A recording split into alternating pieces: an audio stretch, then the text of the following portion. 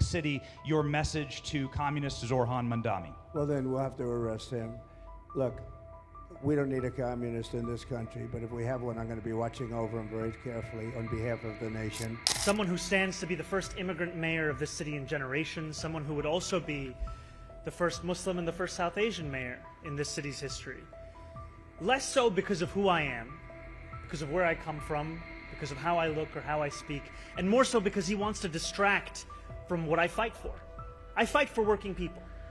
I fight for the very people that have been priced out of this city, and I fight for the same people that he said he was fighting for.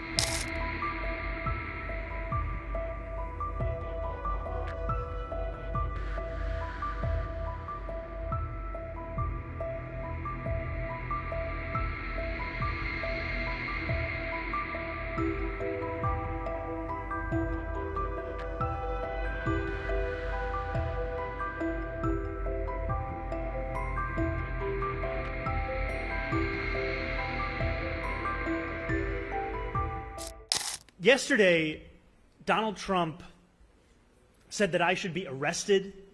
He said that I should be deported. He said that I should be denaturalized. And he said those things about me, someone who stands to be the first immigrant mayor of this city in generations, someone who would also be the first Muslim and the first South Asian mayor in this city's history. Less so because of who I am, because of where I come from, because of how I look or how I speak, and more so because he wants to distract from what I fight for. I fight for working people. I fight for the very people that have been priced out of this city, and I fight for the same people that he said he was fighting for.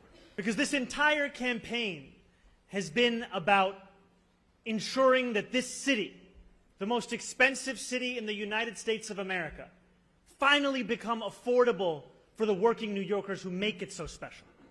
And to take on inequality, we know the most effective tool is union density. And so to stand here alongside some of the most incredible unions I have ever had the privilege of knowing and working with, it is an honor. For me as a person, it is an honor for this campaign, and it is an honor for this movement to finally make the city affordable.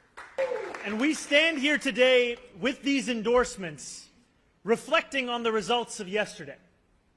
Results where we saw that more than 545,000 New Yorkers gave us a mandate to make this city affordable.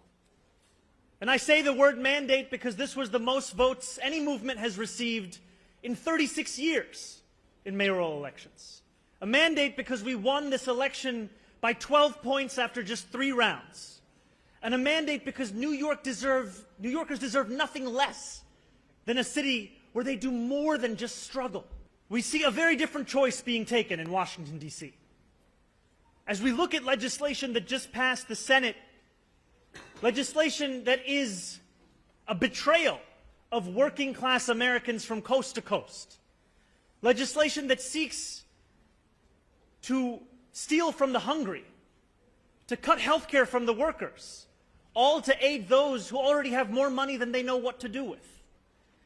And legislation that is being done by the direction of a president who claims to fight for working people.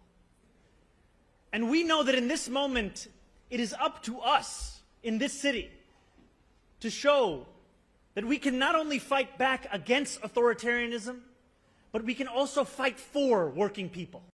Because as I stand here alongside our ever-expanding coalition, I am confident of not only winning a city hall that puts working people first, but finally bringing an end to the chapter in our city, led by our current mayor, to raise rents on those same New Yorkers, to price those same New Yorkers out of this city, and to do all of those things while collaborating with a Trump administration that is seeking to attack the very fabric of this city. And in this moment, New Yorkers deserve a leader that will continue to look forward, will continue to expand this coalition, will never be satisfied with the idea of winning an election, but rather leading a city. Though we may have won on Tuesday, though we will continue to fight to win in November, we will look to represent every single New Yorker, whether they voted for me, whether they voted for someone else, or whether they didn't vote at all, because of their lack of faith in this political system. I will be your leader, and I will lead you to a city that you can afford, a city that you will be safe in, and a city that will finally show what politics can look like, and that it can be more than just a mirror of what we see in D.C.